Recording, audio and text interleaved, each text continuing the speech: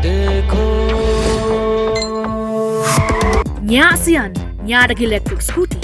Mat kalawe jong ya shaka. One shot Quincy Waters Damping Shillong. Pat kaliang no shaka 8 hamunagas. Synod College Lingba Ketenar Hikai Education Hakasi Pale Kalai Terik Uyayong Aja Pusan kelas Sdang ke program Ïathir ke Sngi Halor ke Pang Empowering Education for a Developed India. Hakaba u Dr. W.R. Karluki MP ke Raja Sabha ulalong kumukongsan. Kajing temu bapelong ya kani kajing Ïathir ha kaju ke por ke bede ke conference ke Pukandai jo ke NEIES ke bede Shibenta kajing rakhi ke Synod College ya ke Diamond Jubilee. Hakani ke Sdang la yo jingkran ke Professor SM Sungo kepada ke Presiden NEIES but Pro Vice Chancellor Nehu Dr. E.B. Majau. Convener Professor Alok Kumar Borhuhin bad na ukongsan Dr. W.R. Karluki. Laya donlang hakani ke Sngi ki Professor ki nohikai ki samla Pule balayo ban pinchit pinchingan ya kani program da ke jingran ki samla Pule.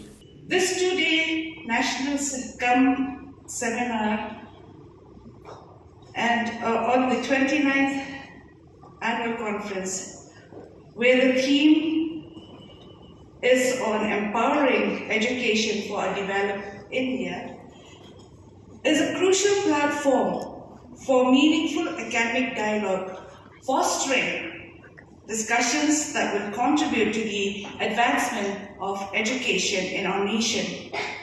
At the outset, let me first of all introduce and take this opportunity to say something about the Northeast India Education Society. In short, we call it as NEES. Under whose banner this conference is also being organized. Though the society was established in the year 1989 with its headquarters at Shillong, officially it got registered under the Society Registration Act only in the year 1990. And just recently also we had also gone to the registration office where we had updated ourselves. The society in the past has been nourished by two former Nehru professors, namely Professor P.P. Gokulanathan, who was its first president, and late Professor R.B. Bhattacharjee, who was its first General Secretary. Currently, we are having a number of 680 individual life members, 6 institutional life members, and 15 patrons. The Society's reputation attracts an increasing number of scholars who join its membership each year. The primary goal of the Society is to establish an academic forum for interaction among college and university teachers in the Northeast and in the field of education. Participants to contribute actively, fostering innovative ideas that will help strengthen our educational framework and ultimately our vision for a developed India. Wishing this conference great success. I once again extend my warmest welcome to all of you. This conference, as we can see, is a significant platform for intellectual exchange, fostering meaningful discussion on pivotal roles of education in shaping a progressive and also a developed India. This conference underscores our collective commitment to education as a driving force for national progress. Education has long been recognized as a cornerstone of national development. A nation's strength, prosperity, and global standing are deeply linked to the quality of its educational framework. So this theme, empowering education for a developed India, is timely and relevant, given the rapid socio-economic transformation and technological advancement as we witness today. When we talk about education as a foundation of development, empowering education really involves making learning inclusive, equitable, and transformative. And we can also see that India, with its vast diverse population has made significant strides in expanding educational access and also improving literacy rates. However, challenges remain in ensuring quality education, bridging the urban and the rural divide, and also fostering skill-based learning that aligns with the needs of the rapidly changing world. When we talk about the National Policy 2020, this lays a strong foundation for holistic, multidisciplinary, and also flexible education. It emphasizes experiential learning, vocational training, and also competency-based education, thereby equipping students with the necessary skills to contribute to India's economic growth.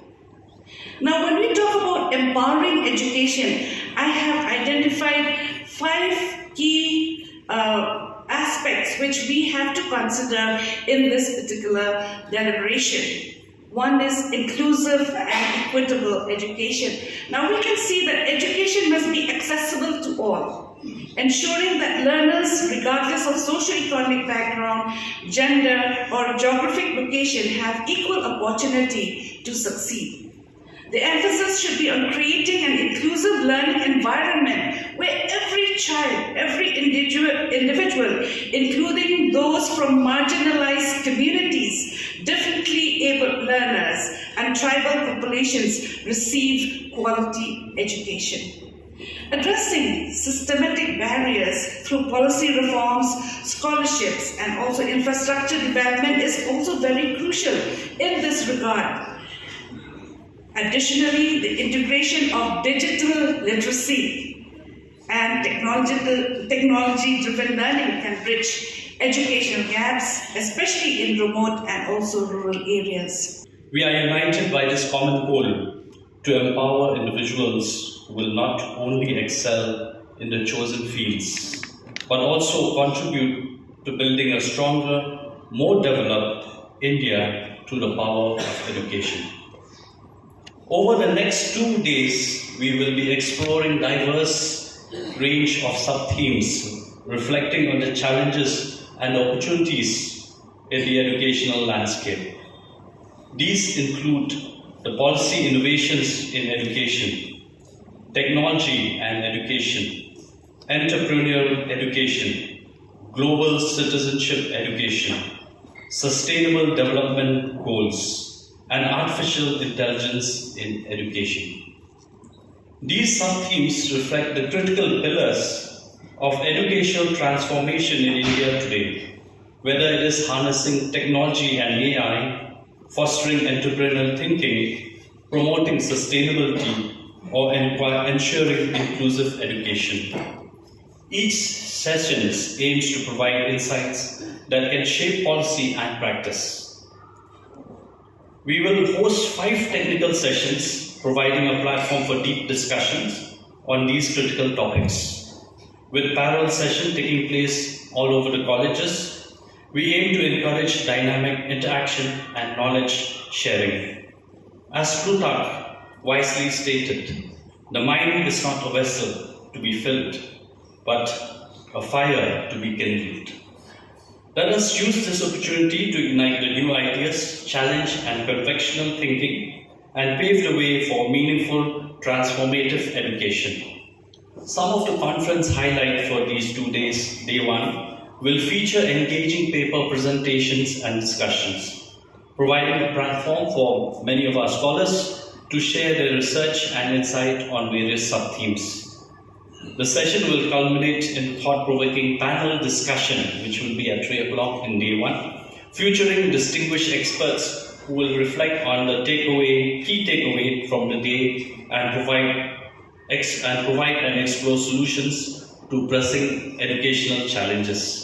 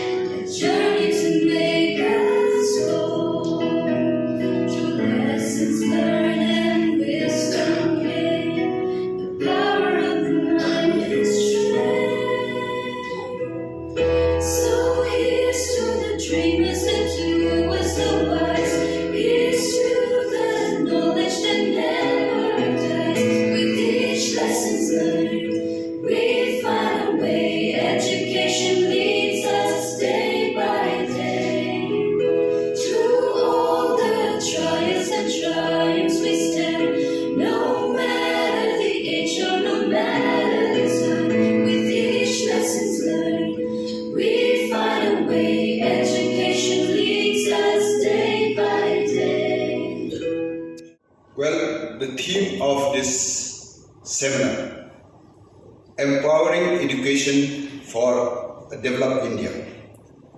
Well, as we chart our course toward becoming a developed nation, education stands as the cornerstone of our collective progress. It is more than a constitutional right. It is a powerful tool that uplifts individual, bridges inequalities, and fosters inclusive growth. Well, when we empower education, we empower every citizen in the country with the ability to dream, to lead, and to contribute meaningfully to our society. Where a clear example was our late President Ïathir.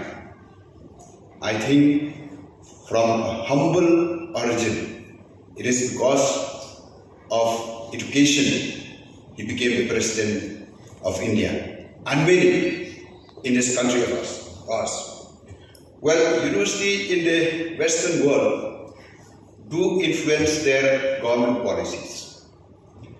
And Synod College, if you make a study throughout the past years, is doing the same thing through seminars and ideas contributed by scholars who attended the seminars organized by this college and also teachers of this college. Well, a few examples, like a book on the Look East policy, edited by Dr. Charles Ben Lungdor and our Vice Principal, Dr. Mirosta Rani, is an outcome of a seminar held in this college. Then a book on a retrospection into Meghalaya, 50 years journey of statehood, edited by Dr. David Kharsandi, is a series of lectures delivered by scholars here in Synod College. Well, a coffee table book by the government of Meghalaya on 50 years of statehood. It was released on the 22nd of January 2022, the time we may say that Meghalaya reached 50 years. Well, I will say that the ideas originated from Synod College, courtesy Dr. Charles Ben Lindor. Well, in 2023, a seminar held in Synod College on the Look South policy, which I do feel and I do raise the same issue in Parliament. When we look to our state, Meghalaya, and even Assam and other states, it is not only a Look East policy.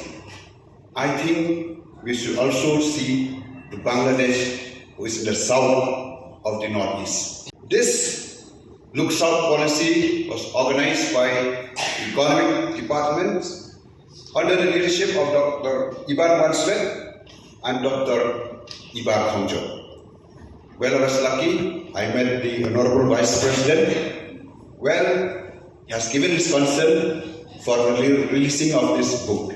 So I will request the principal and Miros and others, we can speed up so that we can come up with a book, publish it, and like what I have said again, the Honorable Vice President has given his consent for the release. Today, national seminars, which we are having today, Empowering Education for a Developed India. To me, it is on the same line as the other seminar I mentioned earlier. Well, why I'm saying this? Professor S.M. Suma, who is the president of the Northeast India Education Society, is also the chairperson of Meghalaya State Education Commission.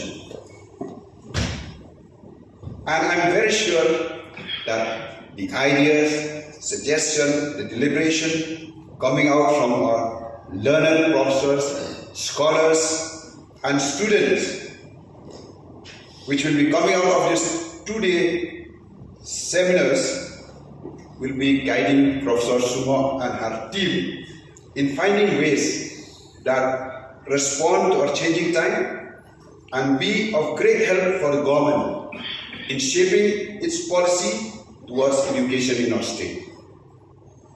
And in closing, I once again commend Organizer for bringing together such a vibrant and thoughtful community.